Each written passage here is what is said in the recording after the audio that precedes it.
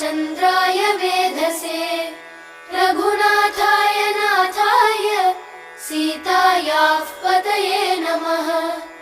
श्रीराम राम रघुनन्दन राम राम श्रीराम राम भरताग्रज राम राम श्रीराम राम रणकर्कश राम राम श्रीराम राम शरणं भव राम राम।